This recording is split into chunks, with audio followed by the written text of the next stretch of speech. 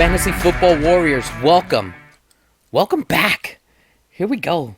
2025 season official. Welcome back. This is the Fantasy Football Warriors podcast, and we are your hosts, Eddie Bravo, the one and only Tank Sinatra. Here we go, and we're bringing you the first mock draft of the season. We're going to get right into it. We're excited, chomping at the bit. Let's go. We're here. All right. We are here. Let's do it. We're doing this on Fantasy Pros for this little mock draft here. Alrighty then. Standard 1 QB, 2 running backs, 2 wide receivers, 1 tight end, 1 flex, kicker. We're just going to do a small 6 bench for this one. Yeah, sounds about right. We could even do 5 if we wanted to, but we can. I don't think it really matters. We typically in our leagues play with deeper benches, so we typically, when we're doing these mock drafts, are like 8, 9 bench spots. But for the sake of time and perhaps your sanity, splitting hairs over Josh Palmer it is probably not what we want to do. Yeah. All right, randomize this pick position. We will be at 11th. So that's 10th or 11th. I'm blind as fuck. 11th. I don't know why. 11th. I got my contacts 11th. in. 11th. Yeah, we're good. It just wasn't quite a... I'm going to blame the resolution here of our little projector. That's what I'm blaming. I'm not blind.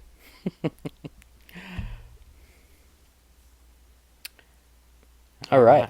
Here we go. Let's check it out here. Look at the draft board here. Oh, yeah. Looks like a pretty standard Jamar Chase, Bijan, Justin Jefferson, CeeDee Lamb, Saquon, Malik. Gibbs going that late is kind of weird to me, but it's okay. All right. So where we at? Where are we at? All right. Ready then. Okay, so we still got Amon-Ra on the board. We got Nico, Drake, Christian McCaffrey is still there. Now, we know that wide receiver is drying up a little bit early this year. So that is always a suggestion that you can go with. However, with Christian McCaffrey being right there, is that something that you really want to pass up on? Is that something you can afford to pass up on at the 11th pick? You knowing that you're coming right back around in the second, right? I'm figuring out why this screen isn't quite fitting, but it's okay. I would love to be able to see all the way over here. Okay, whatever. It's fine. Anyway, yeah, so there's only 2 running backs I would select over Christian McCaffrey this year, I think, and it's Saquon and Jahmyr Gibbs. Most people are going to have Bijan over Christian McCaffrey there as well, and I guess I couldn't fight him too hard on it. Yeah. But at the end of the day, it is Christian McCaffrey. We know what a healthy Christian McCaffrey can do. He can absolutely win you your league. Yep. Right? But he can also, unfortunately... your IR spot. Right. Yep. Lose you your league as well. But I don't playing scared. Yeah, I don't see how you take Amon-Ra, Nico, Drake over Christian McCaffrey here. I just don't. To me, I don't see a world where you win doing that. You cannot draft scared. So, to me, the pick is Christian McCaffrey. What do you think? My only argument against that would possibly just be understanding how the draft board progresses this year, and it's wide receiver dries up. So, yeah, we could pass on Christian, grab 2 of these guys if we so wanted to. And then down here we've got Chase Brown, Bucky Irving, Amari Hampton, Kamara. There's a lot of great value at running back this year. Even Breece Hall down there, right? Okay, but so I think the best play here personally is just to probably grab Christian, and then whichever wide receiver is still there, grab them. Yeah, because we're coming around, 2 more picks 2 more picks are going to come by, and then we're going to come back around. So, really, I think McCaffrey is the only one here that can truly, almost single-handedly win you your league if you have him. Yeah. He's the value here. You absolutely should be playing to win, not playing not to lose, because there is no award for second place in fantasy football. If you're not first, you're last. Yeah, he is the guy here. Done. All right. Boom. And we come around. We still got Nico. We still got Drake, right? We still got even Brock Bowers is there if we wanted to take have an advantage at tight end. My little lad McConkey. There he is, baby. He's even still there. So right now, we really can. We have a really good chance here to land a premier wideout if we wanted to, or land an elite tight end. What do you think? I think the second round for me personally is too early for a tight end. I think the earliest I'd ever go is round 3. Yeah. Okay. I can get behind that. I think you're taking Brock Bowers here, and you're trading a lot. The difference between Brock Bowers and George Kittle. What's right? If you can land George Kittle later, yeah, for sure. For me, I don't see the difference. But so I think our picks here, and Devon Achane is also here if you wanted to really just. I think if you do Christian McCaffrey and Devon Achane, you are committing to chaos and anarchy and potential to have shattered your entire chance at a championship. Oh, yeah. Right then and there. But you also have the opportunity to single-handedly win your league right there, right then with Christian McCaffrey and Devon Achane. So, kind of, spin the chamber a little bit there. Yeah, no, and I think the other thing that needs to be talked about here is, what we always talk about in the early rounds is risk management, right? Yep. Anyone can make the argument that we're already taking a risk with Christian McCaffrey. Absolutely. Right? Anyone can make that argument. So, with that logic, with that perspective, do we want to add another risk with Devon Achane? No. I don't think you do, but no. I also would highly respect the decision to do. No. But I think the pick here is probably Nico Collins. Yeah, for sure. Over talking it a little bit, but yeah, I think Nico Collins is the play here. We've got 2 potential studs at our running back 1 and wide receiver 1 spot. Yeah, already got setting a good foundation here. So, ton of picks go by. Brock Bowers, Trey McBride. Yep, there went the 2 tight ends. Josh Allen already went. There goes DJ Moore. Kyron. Yep. Lamar's already gone. All right. Looking at our team here. Where is the team? Whatever. There it is. All right. So now, as you can see, if we look at wide receiver, where's it at? We're now entering where that first tier of wide receivers has it's all gone. but diminished, and now you're left with Garrett Wilson, T. Higgins, Devontae Adams, Mike Evans, those people of the world, yeah. Yeah. Which Mike Evans is nothing to scoff at. Mike Evans this year looks poised to, with Chris Godwin out, we're not really sure what's going on with him, how long he's going to be out, whatever. Baker's definitely going to have to lean on Mike more. You would think, right? He's got his stud rookie wide receiver, Emeka, what is it? Emeka Buka? Yeah, that guy. Yeah. And he's having a good camp, so... Yeah, and the camp drum is definitely beaten for him. And outside of that, it's Kate Otten, right? So, Mike Evans is poised to have at least start off the fantasy season hot. Mike Evans is nothing to scoff at there as a wide receiver round 3, wide receiver 2 option. Not at all. What running backs we got going on here? And or tight ends. Kamara, Hampton, Walker, James Conner. So for me, at this pick, I would probably be thinking probably one of these 3. I think there's a clear tier break then after these absolutely. players. I think with Kenneth Walker still there, Workhorse running back. We already know he'll produce there. Kamara, PPR machine. And then you got the rookie. Me, Omarion Hampton, man. if it were me, and I'm grabbing, poised for a great spot. and I'm grabbing a running back at this spot. Personally, I'm grabbing Hampton. I get the warm and fuzzies from Omari and Hampton. Get that rookie exposure. You always want it, right? And there's a lot to like about his game, and he is so clearly a running back that is just poised to enter as that workhorse for this team, right? And we already did our evaluation on him. He showed it in college, yeah. Yep, he is tough. He will fight for the yards. That is why Jim Harbaugh, I know that's why he drafted this young man. He's coachable, moldable. Like he is poised. Yeah, he is in a good up. spot. Yep, he is in a very good spot. Absolutely set up. So however, he's again, a rookie. Right. He's a rookie. Yeah. Right. He's gonna have to take his bumps and bruises, and you've got your Camaras, your Walkers there.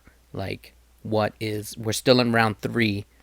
If you're thinking about not that there's really any, I don't want to say there's risk here that you need to minimize or mitigate, but he is a rookie at the end of the day, and we have veterans here that have done it and are going to produce. But here's the other side of that coin. If we're talking about risk, Kamara is getting older and older. Yeah. That quarterback situation in Saints land, Lord, you always want your running backs attached to good offenses, right? Yes. Because that's the position that is going to be influenced by offensive play the most, right?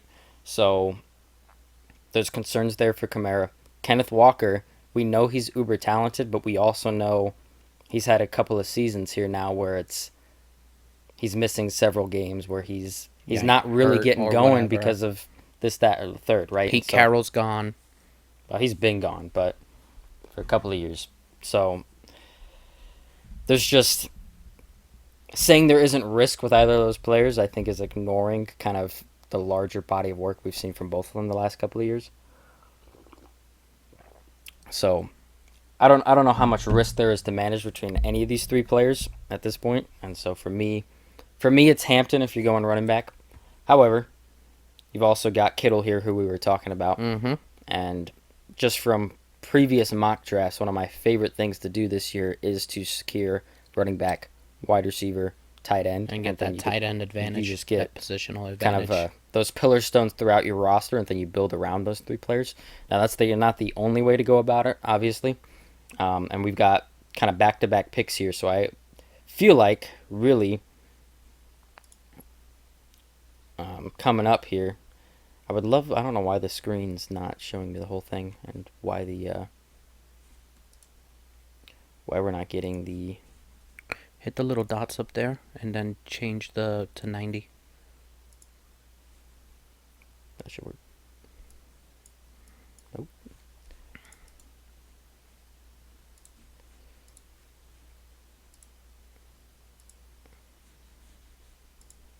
There we go. Much better. All right. Anyway. So, yeah, we've got a couple of picks going here. The person in front of us has similar build, running back, wide receiver, so they can't really make any determinations on the direction that this bot would be going. That's okay. But we're guaranteed, obviously, 2 of these players, and we've got, 5 players that we like? And then, one of the other things we talked about is positional scarcity, right? If we take one of these running backs, wide receivers, right, we're losing out on the premier tight end. One of the last, right? We are. Because after George Kittle is, who you got over there? Yeah, certainly. I mean, Hawkinson's still there. Hawkinson.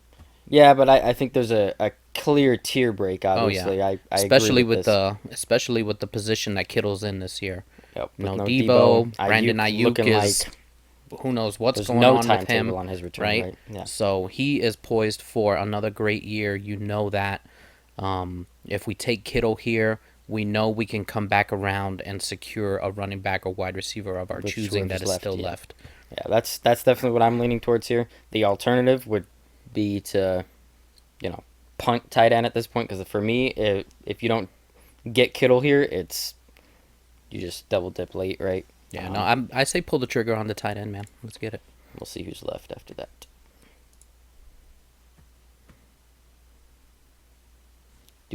Drafted a quarterback. Interesting. Okay, Joe Burrow, Kamara. Okay, so now we still got Hampton, Walker, right? Mike Evans is still there too. Yeah. Right. So good call on the tight end. Now we have something, another piece to add here. So, this is where knowing your league, knowing your scoring, all of those things is super important, right? If you're in a standard league, you probably want the wideout, right, over the running back. If you're in a PPR league, I don't know, maybe you could say the same thing, right? You probably want the wide receiver over the running back, but this is where it's real important to know your league, know your scoring, so that you could take the best player available. So we got here. So we got Mike Evans still. We still got Kenneth Walker, and we still got Hampton. Yeah. Yes. Now we're gonna go a while without picking here, so yeah, we are gonna go. We're gonna lose out on whichever thing we don't go here. Having a running back and a receiver already locked up obviously gives us a little bit of freedom. Yeah.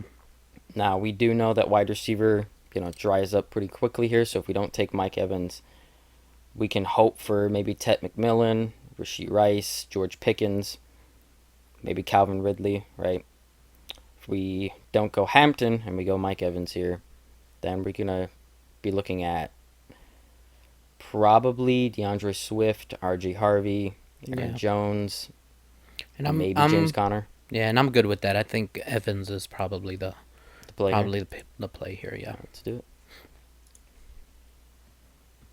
See what happens on the board.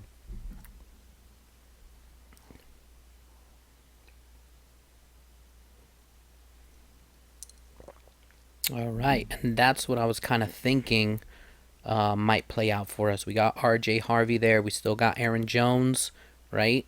So that's what I was kind of hoping for, was one of them two to still be on the board. So that's great. And what we're looking at here, wide receiver wise. For me, it would probably be Ted McMillan, George Pickens. I think those would be the two I'm looking at right here. George Pickens is obviously, he's kind of in the perfect position to thrive. Now he's got competent quarterback offense with Dak Prescott and the Cowboys. George Pickens is very talented, but I think he's one of those receivers that is an okay number one wide receiver, but an exceptional wide receiver too. That's the position he gets to walk into, is to be the wide receiver too, opposite of CeeDee Lamb. Mm-hmm. And so he's in a position to thrive. This should be like the breakout season. Yeah. Barring anything unforeseen, which always happens. Yeah. So I like George Pickens a lot this year for sure, and securing him as your wide receiver 3 is great. Tetero McMillan over there, second wide receiver off the board in drafts this year, having an exceptional camp. He walks in as the clear-cut number one wide receiver with the Panthers. You always like number one wide receivers. Obviously, there is concerns because this offense has been shaky. Bryce Young has been shaky. Yep, however, at the back end of the back end, that's the word I'm looking for. Back end of the year last year. Back end. That's how it feels to roster. Yeah, Panthers that's players. How it did feel to watch the Panthers for sure. But at the back end of the year here, Bryce Young started getting better. The offense started getting better, and so there's things to like about Tetero McMillan walking in as the wide receiver 1. Bryce Young is going to be looking at him because, he needs him. He needs him, right? The ghost of Adam Thielen. And as much as you may like Jalen Coker or who's the rookie they drafted last year? Oh, man. Spoiler alert. I didn't love him coming out of college. My evaluations led me to be hard pass on. He's here somewhere. Oh, my gosh. I can't believe I forgot his name. Don't worry. I'll find him. Don't worry. I'll find him.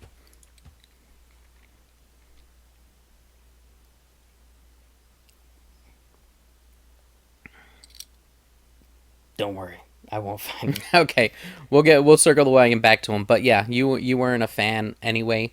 No, no, it was not. Last year, what I would say is that at the end of the day, he is a rookie. There is a lot that needs to happen for a Wookie A Wookiee wide receiver. for a rookie wide receiver to thrive versus Xavier Legette. There he is. There he is versus a rookie running back, right? A Wookie. Here we go again. Boy. The rookie wide receiver, he's got, not only does he have to learn his playbook, but he has to work on that chemistry with the quarterback. We already know that, there's still this shaky kind of, just because we saw it on the back end with Bryce Young last year doesn't mean that's going to continue. It's still kind of a risky, for me anyway, to go that route versus an Aaron Jones that is there, or even an RJ Harvey, who I love, who is, Yep. and Sean Payton loves, Yep. right? Sean Payton went to get his guy. He knows how he wants to use him, and that he's got offense we know is in a good position. Right. He that offense is ascending, and he's in a way better position than. And as far as talent evaluation goes here for Tet McMillan, because obviously we do our evaluations, and I've got a pretty good track record at this point with wide receiver evaluation. There's things to like about Tet McMillan, but it wasn't like I was head over heels in love with him when evaluating him. And that's really just this whole wide receiver class. That's something to know going into this year. If you're drafting rookies, please do not overpay on the rookie wide receivers, because this class, there is no Malik Neighbors in this class. Right. No. I watched Absolutely Malik Neighbors not. and I knew he was a stud. Yep, Stud, absolutely. right? There is not a single wide receiver in this class that is even close to that good. And including Travis Hunter, I honestly think he sucks as a wide receiver. I'm just going to call it out right there. I don't understand why he went second overall unless he's an exceptional cornerback, and that's what they're looking for. Right. Because at wide receiver, there was nothing special. I like Tet McMillan more than I like Travis Hunter. I'm just going to say it out there. I'm going to be real definitive in that, and we'll see if that comes back to bite me, but I did not like Travis Hunter at all. Tet McMillan, there was things to like. He's a bigger bodied receiver. He reminds me of Mike Evans. Michael Pittman is kind of the comp there. Both good wide receivers, right? Mike Evans would probably be the ceiling there, whereas Michael Pittman might be more of the average outcome, which isn't terrible, right? No, not at all. If Michael Pittman got traded, let's say, to the Panthers, you'd be like, this is a pretty good spot. Michael Pittman was one of my guys when he came out. Right? I was like, Michael Pittman, that guy is great. He didn't fall into a great situation, but that does not diminish the talent of Michael Pittman at all. So with that, that's kind of more of a possession type receiver, right? Not a crazy route runner, someone who's going to consistently separate at a high level, which is always concerning for me, because there's higher variance with a receiver that doesn't separate at an exceptional level, especially walking in as a rookie, because as a quarterback, if your wide receiver isn't separating, it makes it a little more difficult to trust to throw the ball in his direction, right?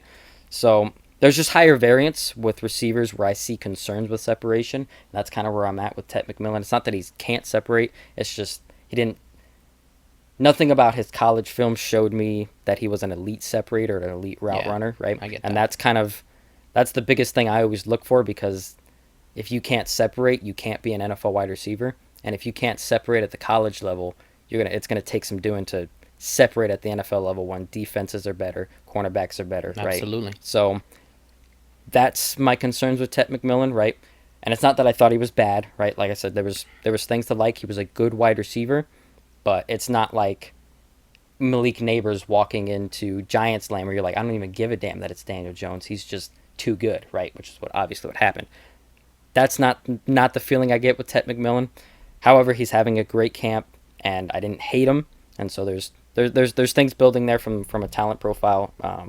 So do with that what you will. But because I wasn't in love with them, I don't know if I care about pulling the trigger Yeah, in round 5 on I wouldn't. I would. Right. I would look at the running backs that are left, and maybe even QB at this point. What QBs are on the board? And me, I think at this point in the draft, I'm not drafting a quarterback because we missed out on all the Yeah. high end options, and now we're looking at Patrick Mahomes, Baker Mayfield, Bo Nix, all fine options, but the difference between those Them guys and waiting till Dak Prescott, Yeah, it's Justin not Herbert, much. Caleb Williams yeah, is no Minimal. difference at all. yeah, it's minimal. Jared Goff even, whereas I can draft these guys in round 9, 10, Right. right? So Yeah. for me, I'm not going quarterback either. And Yeah. that's really just quarterback as a whole is really, really deep this year. Like I said, I have no issues double dipping and grabbing Herbert and Williams. Mm-hmm. Absolutely. Bo Yeah. Nix is still there. Bo Nix, right? Bo Nix is intriguing for me. I had him last year. He came through for me towards the end of the year when I needed some wins, when I needed some QBs to produce for me. He had a slow start, obviously, but you can tell that there is something there. And I think that in year 2, him being in that system still, being with Sean Payton, there's going to be even more pickup. Something's going to ignite there with Bo Nix. I just have that feeling for Bo Nix this year. So I'm more than happy skipping on wideout, skipping on QB. Let's just go pull the trigger on the running back, whichever one we feel is best. And for me, I go RG Harvey here. I could understand going Aaron Jones. Yeah. But Aaron Jones at the end of the day Again, is another one of those candidates getting older. getting older, right? And the coach speak is already talking about Jordan Mason getting involved. Jordan so you're Mason looking getting at- involved, and Obviously, Aaron Jones has always produced. Oh without yeah, a he full doesn't workload. need doesn't need that volume, right? And RJ Harvey might not get a full workload either, especially early You in the got season. who else is over there? J.K. Dobbins, I think, and whoever. But let's be honest, Jackie Dobbins has almost never stayed healthy, right? So, I don't know. For me, I think RJ Harvey is who I want. I really enjoyed what I saw when I was evaluating him. And we have no rookie exposure. We lost Hampton, Yep. so it'd be good to it'd be get good. one. And he reminds me of Tyrone Tracy, Alvin Kamara, and obviously going with Sean Payton. Right. He knows how to utilize that type of player, and so it's exciting for me. I do And like you could RJ tell, before R.J. Harvey, Sean Payton had a problem committing to any running back because they weren't his guys. This is his guy. Yep. I think Which is kind of how Sean Payton operates. that's kind of how he operates, right? So I think R.J. Harvey is a good rookie exposure and someone that's good for the flex position right now. Not that he's in our flex. He's our RB2, but Oh, that would be RB2. Yeah. You're right. which I have no issues with personally. yeah. But all right, what happened on the draft board here? Ted McMillan went, and Caleb Johnson. That's interesting. But Aaron Jones is still there if we wanted to secure him for our flex. At wide receiver, George Pickens, Devontae Smith is still there. We could start looking at Calvin Ridley, maybe Olave. And here's another tidbit for the draft, right?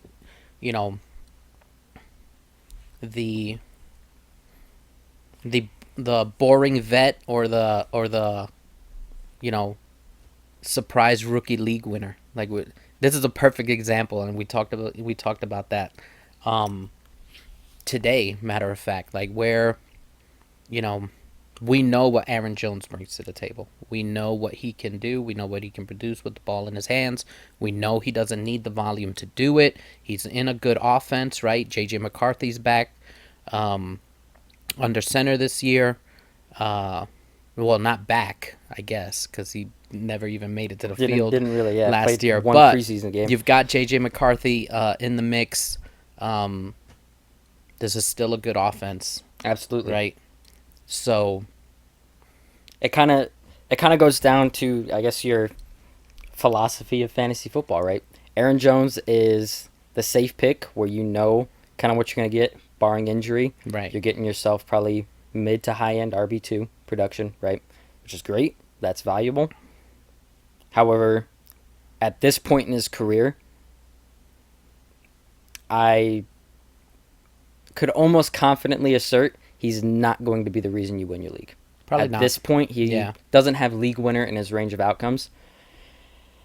RJ Harvey does. Yeah, the upside. Where he's young, he's talented, he's in an ascending offense with a coach that loves him. He could absolutely be a league winner this year. And as we talked about when we took Christian McCaffrey, you want to balance your upside and your floor, or your upside, your floor, your ceiling. You want to balance that, and you want to not go so ceiling heavy that you completely let the bottom fall out. Yeah. Right? And basically, you need to evaluate what's the probability of him hitting his ceiling, right? And what is that ceiling in this case, right? And that can be tough to do. And so I say go with Harvey, man. Take the upside. Well, we already took Harvey. Right? Oh, did you pull we the trigger on him already? We pulled the trigger on that already. But we're just kind of talking through the circumstance here. So, like I said, it goes back to your philosophy, whether you want to go for upside or go for a safe floor. Because obviously, Aaron Jones probably has the higher floor just because we know the production that we can get of Aaron Jones, whereas RJ Harvey's coming in as a rookie, right?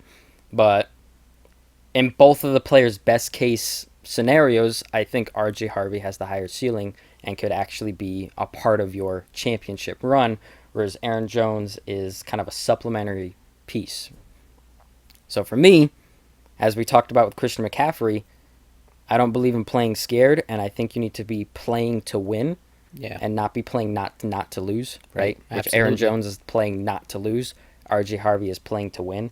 Yeah, it might not always work out for you, but at the end of the day, league winners are called league winners for its reason. Is because they're the reason you win your league.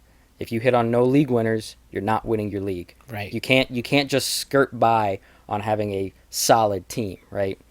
It's very rare that you're going to skirt by, right? You got to have league winners. So, yep, absolutely. So that's why we went RJ Harvey here. However, the way the board just worked out is we could absolutely secure Tony. I was looking at Tony Pollard here. Aaron Jones in the flex here, and he kind of gives us sustainable production in the flex. Do that all day long. Or we could pull the trigger on George Pickens here. As we know, wide receivers are going to start drying out very quickly, and be hopefully looking at maybe Tyrone Tracy, Jordan Mason. It's looking brutal. That's something I've also noticed here is as compared to past years, like the whole board just dries up. Yeah, it's odd. You get to this round year, 7, you're just like, can I stop now? Yeah, I don't even want any of these players anymore. This year is definitely everything dries up quick. It just feels that way, and it doesn't just feel that way. It is that way. Very, very, like you have to. This year, if you take nothing away, please take this away. You have got to, must secure your foundation, your starting lineup quick, right? Because after that, after this flex, and you start building out this bench, it's always important. At the end of the day, you can only play a starting lineup, right? And so being too focused on building this great bench to the point that it jeopardizes your starting lineup is never a good idea. It's never been a good idea. But this year especially, I feel like you need to be hyper tuned into building a great starting lineup. Because if you get too focused on trying to build this great bench and with this great depth, you're going to be sacrificing something on your starting lineup. And like I said, you never want to do that, but you could get away with it in past years. This year, I feel like if you start doing that, you're gonna hate your starting lineup somewhere, right? So don't get cute. Yeah, don't get. Well, it's always tough to say because depending on how the board shapes up, you might just have to say, yeah, no, I get wide that. receiver sucks. I missed out on wide receiver. I need to go running back and just try to make it up somewhere. But with that being said, I think we go. I think really it would depend on your format at this point, who you want in your flex. And for most of you who are just playing in PPR leagues, go George Pickens. Yeah. I think just because you want the receptions. Aaron Jones will catch the receptions, so splitting hairs here. But in our league, the way the Fantasy Football Warriors score, Running backs are slightly They're get a slight not boost in value just because we do reward rushing, like solid rushing efforts and carries a little more than regular PPR attempts. league, right? So for us, Aaron Jones is probably who we want in the flex. But if you are just playing in a PPR league and you don't play in Where our wide leagues, receivers are that in a PPR, that wide receiver has more value than your running back. Unless that running back is catching passes as well, that wide receiver it's is just always always going to be more valuable. For us, we have balanced that scale a little bit. versus a wide receiver being the more valuable position, right? Because we do reward the attempts. Yep. Right? So for us, very different, and that goes back to what we were talking about. Know your league, know your scoring, because then you can really determine what player's more valuable for you, Right. for your team, right? Yep. And I also think I lean Aaron Jones here just because we took Christian McCaffrey and RJ Harvey. Christian McCaffrey's obviously had 2 of the last 3 years been dust. RJ Harvey's a rookie, so taking kind of a solid, just Running stable back, piece of just in Aaron case, Jones, yeah. I think makes sense, and building out, maybe grabbing Tyron Tracy at this next pick, just giving us a little Yeah. wiggle room at running back, whereas barring injury, I feel confident that we're going to be starting Nico Collins and Mike Right, Evans, Mike Evans. every and, single and week. really, We've got George Kittle George there, Kittle is our third pass and catcher. another premium wide receiver, right? So Which is why we did that, because wide receiver dries up, and so that's why I was saying I love grabbing George Kittle in the third Yeah. round, because I really feel very confident in what he's going to be doing this season. Absolutely. And I feel like with wide receiver drying up so much, that gives you that extra premium pass catcher that is tough to grab in this draft. Absolutely. So we'll go Aaron Jones here. Let's get him. Tyron Tracy went. Gone. So Yep. life's hard.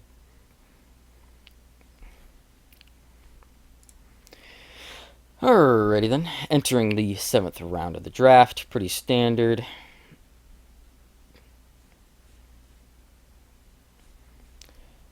Now I feel like we could start thinking about quarterback, depending on who's there. Justin Herbert, Caleb Williams would probably be my top 2 here. Yeah, I do like Caleb Williams' situation this year. Ben Johnson heading on over there. He's in his year 2, should be ascending with a better, he's already built the chemistry with his team.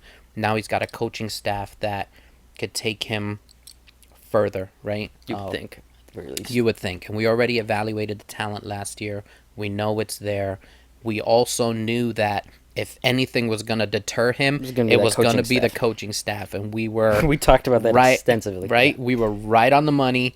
There was no doubt about it. The coaching staff was going to hinder this, right? And it surely did. Now with Ben Johnson over there is the potential for this to be Caleb Williams' year, without a doubt. Brock Purdy, safe pick. Justin Herbert, I think you could say safe as well. But I think with Keenan Allen signing, I think the upside has boosted, right? Keenan Allen, we you can got get Ladd. top 5 Justin Herbert now that he's got Ladd. Now that he's got Keenan back. Yep. So. But I think the true upside here is probably Caleb. Yeah, I agree. If we were to go quarterback, I think we can wait. If we went quarterback. What I'm looking at is George Pickens has fallen. Yep, and he's there. I think that's oh yeah, absolutely. Pull the trigger on that. You never turn away from players that fall to you that have no business being in your vicinity. Always take them. So now we've got at running back mostly just handcuffs. The only player here that I don't view as a handcuff is maybe Ramondre and Jordan Mason. Now, TreVeyon Henderson, obviously they drafted TreVeyon Henderson, the Patriots did. Yep. And he's looking to be the running back one there. Mm-hmm. I'm not super tuned in on the situation right now. I don't know kind of how that split's unfolding, but you would think Ramondre maintains some sort of role. I don't know for how long. Jordan Mason, everything that I'm hearing out of that situation is they're looking for Jordan Mason to be a Thunder and Lightning with Yeah, Aaron Jones. 1A, 1B. Which is interesting. Obviously, we have Aaron Jones already, so we're kind of tethering ourselves to that backfield. But that kind of doubles as someone we can plug in if we need to, if that's truly how the situation unfolds on a good offense. And it also gives us a handcuff for Aaron Jones, right? And Jordan Mason, if something happened to Aaron Jones, Right. Jordan Mason is every week start, Yeah, right? absolutely. And vice versa. If something happened to Jordan Mason and it's just Aaron Jones back there, obviously must start territory. Outside of that, we're looking at handcuffs for the most part, I would say. J.K. Dobbins, Zach Charbonnet, Tajay Spears. Outside of that, I am disgusted by the rest of what I'm looking at. Wide Yeah. receiver here, Stephon Diggs is interesting. Obviously, clear-cut wide receiver 1 for the Patriots. Drake May, we know, is solid, ascending.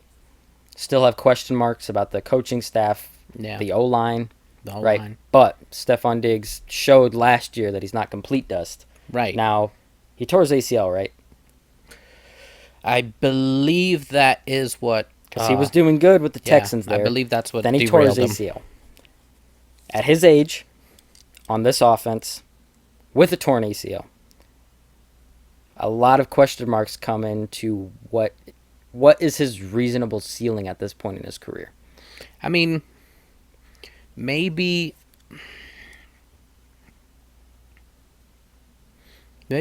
ceiling's not the way to look at Stephon Diggs anymore. He's a floor play, absolutely. You know That's what I was alluding to. The He is not going to be gonna a top 12 wide Is he receiver. going to get the work in this offense? Yeah. Probably. Even bad Stephon Diggs is better than anything else on that entire team. Right. Right? So he's going to be the most targeted wide receiver on this team. More than likely. Right? So that's your situation for drafting him. You've got a good quarterback who needs a target. He is going to be that target. Mm-hmm. Just understand that for the aforementioned factors, his path to a top 12 season it's not going to be very Stephon slim Diggs, at best, like, right? Yeah. But Wide I don't receiver mind one, that. We've got Stephon Nico Diggs. Collins, we've got Mike Evans, we've got George Pickens. Yeah. He's a fill-in at this point if we needed him, right? Roma Dunze is interesting. Going into a second year, same arguments for Caleb Williams, right? Mm-hmm. Outside of that, you've got Jawan Jennings, Jordan Addison, and interesting options. But like we have been talking about, we're getting to that point of the draft where it's... And that's really what I think the problem is. I think far more players have question marks this year than any other year. Whereas we're only in round... What are we, in round 8 now? Yeah. And it's already like all of these players have paths to being complete busts, right? That's Stephon Diggs, we already outlined. Jerry Jeudy, if none of those quarterbacks break out, I don't know what we're doing with Jerry Jeudy. Chris Godwin, I don't know if he's going to play. And coming back, he tore his ACL 2 years ago. Right. He just broke his foot. I can't remember. It was a significant injury. Yeah. Is he going to even Yeah, be it Chris wasn't- Godwin at this point? Jawan Jennings was last year a... Kind of a fantasy darling there for a little bit. Yeah, but is that what we can expect? Is that what we can The underlying expect? metrics Right. suggest yes. He's a good wide receiver, but small sample sizes and all that. Khalil Shakir is like almost a no ceiling because that's just the archetype of wide receiver he is, right? Josh Downs and Michael Pittman. If Anthony Richardson is the starter, you don't love that. If Daniel Jones is the starter, You don't love that either. You don't love that either. Yep. Jaden Reed, I mean, can anyone separate as a target earner on that offense? Cooper Kupp. And he's in a walking boot too. Jaden Reed right now. It's just like the paths to being busts is just like every player stinks of it at the moment. Yeah. And then already in round 8, it's nothing but pretty much true handcuffs. Yeah. Which, isn't horrible, but that's just the point we're at in the draft. Yeah. Anyway, basically just saying secure your starting lineup and hope for the best on the bench is kind of where we're heading for this draft. Yeah. Definitely go secure the QB now, man. All right. We will go Caleb. Yep. Secure the QB. At the end of the day, that's your biggest point scorer on your team. And we need to get one now before we start falling into quarterbacks that may not bring you the upside you're hoping for. All right. Highlighting some of the running backs here that would be of at least moderate interest. Wide receivers here. Darnell Mooney, Matthew Golden, Luther Burden, Cedric Tillman. All right. So, at this point, I think we will end up double dipping at quarterback as well. Probably looking at Justin Herbert or Jared Goff. So, at this point, we're obviously just filling out the bench here and trying to get the players that we like. If we look at the draft board, he has gone 3 straight running backs. I would be a little shocked if he went another running back at this point.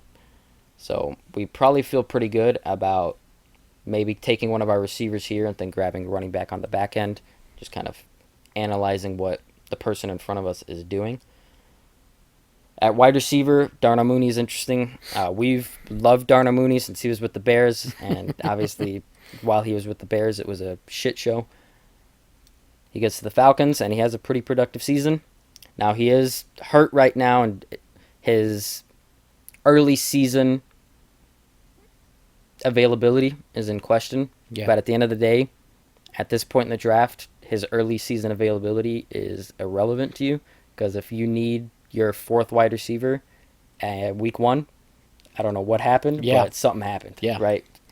And Darnell Mooney was another one of those like kind of fantasy darlings there for certain spurts too last year, right? So, and we got Mr. Amika there. No, he's drafted. Oh, there he is. On him. Darnell Mooney, yeah, nothing wrong with his production at all. Obviously a little up and down because he's not the wide receiver 1. Right. But there is, I love Kirk Cousins, but that was not his best year, right? And so with Michael Penix coming in now, there is the opportunity for this offense to be elevated and this passing attack to be elevated. And now that you mentioned that, Mr. Michael Penix Jr.? Michael Penix Jr. We already know he likes to chuck the ball deep, man. Yeah. That he is not scared to chuck that thing down to Darnell Mooney. So he will do it. Yeah. No issues here for Darnell Mooney. Matthew Golden, rookie walking into Green Bay. He is one of the receivers I did like in this class. He showed some separating ability, some route running. He showed versatility, right, which I think goes a long way in that Green Bay offense. And because of what we've seen from Romeo Doubs, Jaden Reed, Christian Watson, etc., that whole wide receiver room, all of them are good. None of them are great. But there's no one's out there to be the target earner the alpha, on this right. team, right? I think it opens the door for Matthew Golden to walk in and be that guy, right? Now, like I said, all expectations for every wide receiver in this class should be lowered because it's probably the worst wide receiver class I've evaluated since I started evaluating. Yeah. There was nothing exciting about this wide receiver class whatsoever. Like I said, Matthew Golden's one of the ones I liked, but it's not like I liked Matthew Golden the way I liked Ladd McConkey last year. I was in love with Ladd McConkey. Like that. That's going to be the Ladd McConkey would have been the wide receiver 1 in this class, in my personal opinion. And just for perspective there. But yeah, the door is open for him to cement himself as a high-end target earner, and I think you get that kind of upside with him, right? Whereas that upside isn't there with Darnell Mooney. Barring injury, he's not going to be the wide receiver 1. I think Matthew Golden could be the wide receiver 1 because I don't see what's separating him from any of the other wide receivers on that team, personally. And that's why they drafted him. So Matthew Golden is interesting. I think Luther Burden, another wide receiver that I liked, he's capped as, I imagine he's capped in his whole career as being a slot receiver. Nothing wrong with that. Obviously, with the Bears, you've got Ben Johnson. Amon-Ra St. Brown was always their slot receiver. That was a very valuable role. That's the argument for Luther Burden. I like Luther Burden. He showed ability to separate, run routes, shifty. He got in and out of his breaks, fluid and quick. There's a lot to like about him, and he's walking in there precisely in the role that he can thrive. Rome Odunze, DJ Moore on the outside. He's going to be that slot guy. The chain mover, he's having a great camp. Ben Johnson's loved him. He is a Ben Johnson guy. They went out and grabbed him. I like Luther Burden a lot. Now that like I said, he caps as a slot wide receiver, so he's not going to play in 2 wide receiver sets. I imagine the Bears chuck a ton, and 3 wide receiver sets is what they're going to use mostly, I would imagine. Right. So that's not too big of a concern. The other concern, though, is more than likely that's puts him at 3rd on the pecking order. Sure does. Unless, unless Caleb end. loves him. Then you got the tight end that they went to get. Colson Loveland, who's having a great camp as well. So the reception upside is just capped because there's a lot going on in this offense, and we don't really know how target shares are going to work out. Yeah, we don't know how anything is going to work out, but that makes him a pretty good dart throw. Cedric Tillman showed some flashes last year, and if one of these quarterbacks cement themselves as at least an okay option in Cleveland, then Cedric Tillman's someone who could easily be a fill-in for you and someone who outperforms this ADP by at least a good amount. I could see Cedric Tillman being, maybe a mid to low end wide receiver 2 and grabbing that in, what are we in, round 9, end of round 9. I don't mind that at all. However, with that being said, I think the play here is probably Darnell Mooney or Matthew Golden. Personally, we've got Nico Collins, Mike Evans, George Pickens. So there's 2 schools of thought there. Do you grab the safe Darnell Mooney or the upside in Matthew Golden? I mean, at this point in the draft, we're talking about round 9. Yep. Right.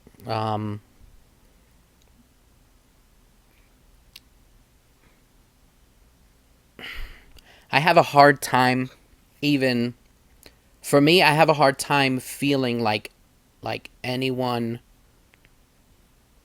this round or lower has some sort of upside that they're going to bring me that is going to help me win my league. You know how late Puka Nacua went his rookie season? I get that. Just saying. I get that. But those are rare occurrences too, right? Like, do you know how late Lad McConkey went? I don't remember. This was his range. Yeah, was he in this range? I don't agree with that personally, but I think no one has a floor at this point, and that's why they're going late. Yeah, you can't count on any. And then with the way LaFleur runs his offense, I just feel like it ties you to no one being the guy. That's very possible. Ever. Yeah. Doesn't matter who shows up in that offense. Unless it's a Malik Neighbors, right? Who is gonna command targets. LaFleur just he's not gonna feed the ball to any one person. His scheme just does not. And that's the most likely situation. That's the most likely situation, absolutely. Right? So really, when we we're evaluating this, who can bring me a better contribution? Let's not say upside. Who can bring me a better contribution to my team right now? I feel like it's Mooney, not Golden. Yeah, I got no issues with that. And at this point, we should never have to even use this player unless something really went wrong. If we struck out with Pickens, Nico, Mike, and George Kittle, we got problems. Yep. All right, and at this point, I think, were we correct about his move? Yep, went double wide receiver. Man, look at this guy. Running back is open and available here. Ray Davis, pure handcuff, but we know he can do it if something happens to James Cook. And James Cook is already going through, I'm not practicing, I want a new deal. Do the Bills even give him a new deal? Do they even feel like he's worth the money when they do have Ray Davis? I think Ray Davis has a real opportunity here to kind of steal this job if James Cook is not given a deal or doesn't return. Isaac Guerrero, obviously, we got McCaffrey. Handcuff for McCaffrey here. So at the moment, they did today. I just saw an alert. They signed Jeff Wilson. We already coming back, and we already seen what Jeff Wilson has done in this offense. Obviously, he knows the team. No stranger to Shanahan. No stranger to the to the offense. So there is definitely a world here where even though Isaac Guerrero is the younger back, and you would think Well, he's that expected to miss a few weeks right now with a shoulder injury. That does and not you help. would think, which is why they went and signed And Jeff Jeff Wilson, Wilson. exactly. You would think that Isaac Guerrero should be the backup to Christian McCaffrey, but there's a very real world here where Jeff Wilson becomes the backup here. So do with that what you will. And let's get at Nick Chubb start here. We love some Chubb. Absolutely. I will always root for Chubb. Always. Joe Mixon going through his own injury? Yeah. Injury concern. Looking at what they say, at least 6 weeks. His availability for the whole season is in jeopardy. It's like they don't even know, right? It opens the door for Nick Chubb to come in and be the guy here. Now, Yeah. obviously, horrific injury, and we saw Nick that Chubb. affecting him last year, right? Now, but it was relatively very we knew he wasn't gonna come back. Right, he was coming right off that injury. You right? never want a player coming off an AC, and he had an ACL. His whole knee was gone. It right? was awful. You never want a player coming off that kind of injury the first year back, especially running back. They're just time and time again. It's just never the same. They got to heal. They got to get that confidence back. Right in there. That first year back, we don't want him.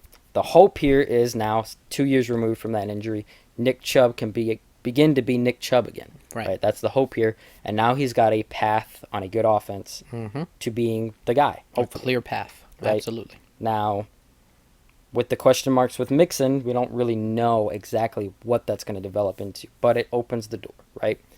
And so, unlike Isaac Guerrero and Ray Davis, Nick Chubb has the potential to not be a pure handcuff here.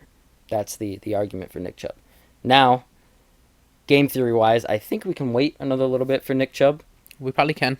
So, right now with the assumption, we'll get more news before real drafts start happening about who the backup's going to be for Christian McCaffrey. I think in a Shanahan system, any running back can be fine. We know that. So I feel like securing that Christian McCaffrey pick with our handcuff, super important. It saves us a good amount of headache at the very least to not be completely fucked if something happened to Christian.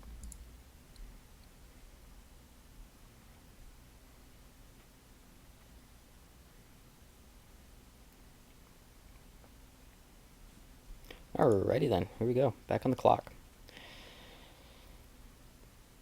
Fun. All right, I think now is probably the time to double dip at quarterback and grab Justin. Thoughts? No, I don't have any problems with Justin ever. Like I said, Brock Purdy is still there, and he's, more than, I think anyway, more than kind of taking the that I'm a game manager stink off of him. So he's fine there. Justin Herbert's fine there. And really the only other person, Drake May is still coming along. Really the only other person there is Goff, right? And Goff. maybe J.J. McCarthy. And maybe J.J., right? So I'm totally good with Herberto here. And just to get this out of the way, the only reason we're double dipping at quarterback is because we're weighted. If you drafted Jaden Daniels in round 2 or 3, please, for the love of God, do not draft another quarterback. Yeah. You are wasting your pick. If you took an elite, if you took a Jackson, an Allen, a Daniels, right, there's really no need to take a second QB right now. But if you wait till later and you're grabbing these later guys, which is a strategy I have no problem with because Caleb Williams and Justin Herbert both could be top 5, top 3 quarterbacks this season, would have no shock personally that either one of them ended there. So I'm perfectly fine with double dipping and saying one of these guys should work out. But if you grabbed one of these tier 1 quarterbacks and you drafted another quarterback later, you're just wasting that pick because you're never going to use him, right? You're just going to have a bench full of quarterbacks that are doing If you draft a quarterback that early, you need to draft with the expectation that they work out. Same with the tight end. I'm not going to draft another tight end because I drafted George Kittle in after round Kittle. 3. If I go and draft another tight end, I have wasted my pick because I need to draft with the expectation that George Kittle was worth that pick. Right. If George Kittle is not worth that pick, I'm fucked, and drafting another tight end does me no good. So, please, if you draft an early tight end or an early quarterback, please fill up on other positions because you have committed so much to that position already that now your value is offset at other positions, right?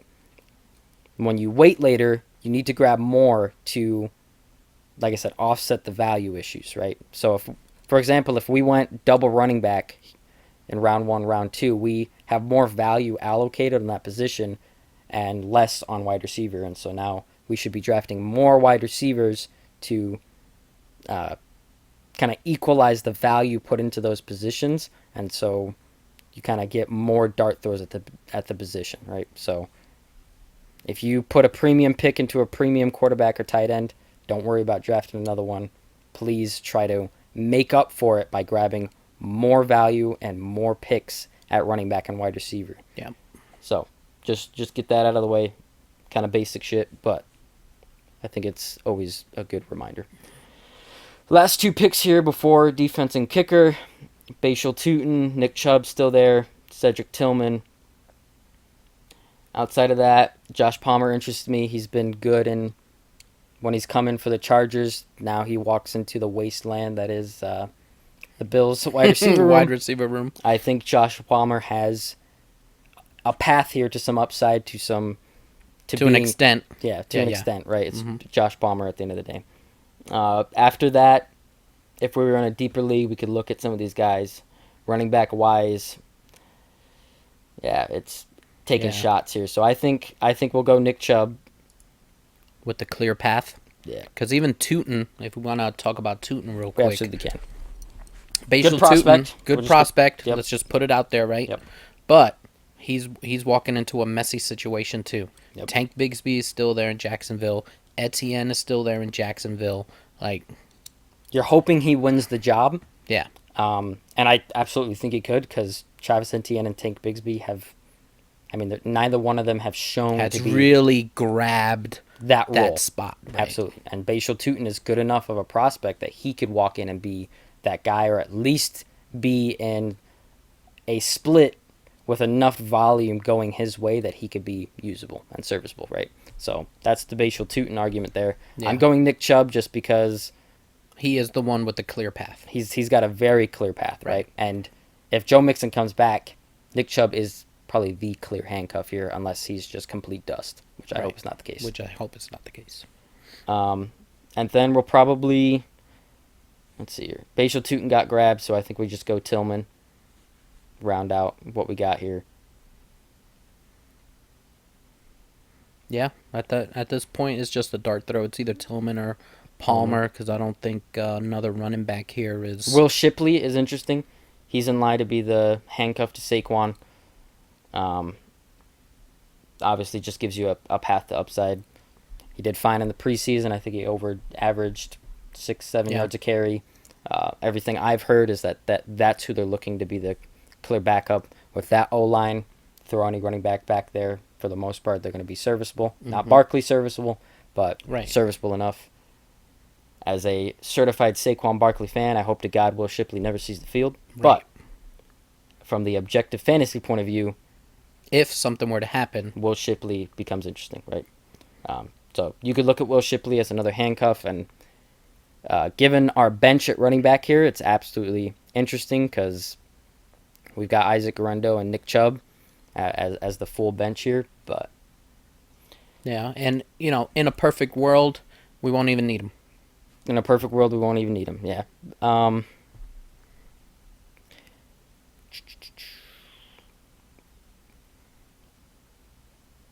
Justice Hill looks like he might still be the running back 2 there. He kind of gives you a little bit of a standalone value, kind of ish, because he gets the receptions, right? And the PPR, so he can kind of come in for in a pinch.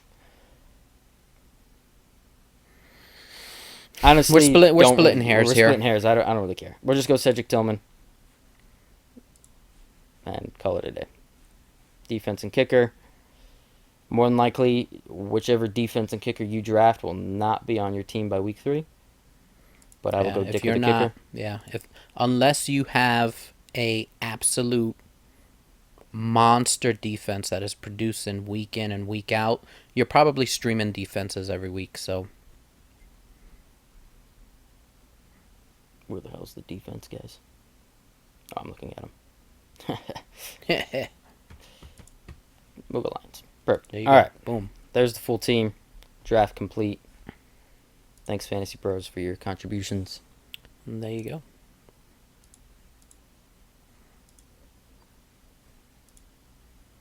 All right. Full team here.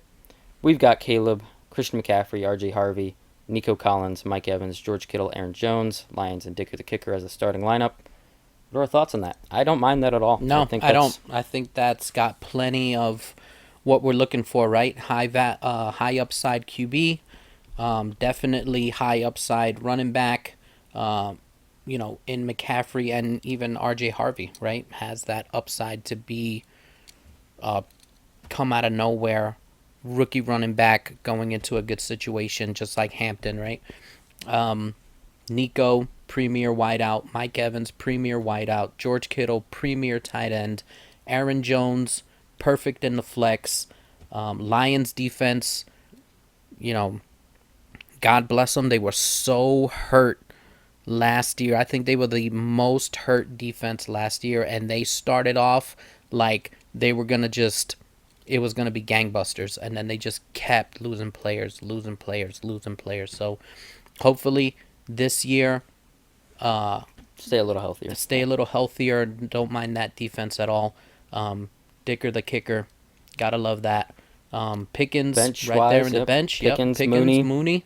Pickens, I like I said, we already talked about it. I love, so I don't Yep, we're I good like there. that wide receiver Yep, there. Garendo already secured our running back spot is set. is set. Christian McCaffrey's healthy, awesome. If he's not, Isaac Rendo, that RB1 spot is set. Yep, Justin Caleb. Herbert gives Anything happens. or if Justin Herbert's the one that breaks or if out. Roberto just happens to be having a better year, then great. Yep. Right. We got Nick Chubb there with the clear path, and then Cedric Tillman to round it off. I don't mind this Cool. draft at all. Yeah, no, I we're think doing it's all right. fine enough. All right. So there goes the first mock draft of the season from the 11th spot. Hope everyone got the some good tidbits here, some good nuggets that is going to help you have a great draft, nail your draft, and bring you to a fantasy football championship in your respective leagues. Yeah. Absolutely. More videos on the way, obviously. This is the first for the season. We will when the draft starting? Draft's starting to happen the end of this month. Football's starting earlier this year. I noticed. I think the first game's September 4th. They're usually like September 9th. 7 or 8 or yeah. A little earlier. But it is a little early. we'll try to get out maybe a couple more mock drafts before the end of the year as things really start getting cemented. Yep, we'll put out a things to remember, lessons learned or advice for 2025. That's coming up as well. So, outside of that, for the Tank Sinatra, I'm Eddie Bravo. Thanks for joining us. And as always, join the militia.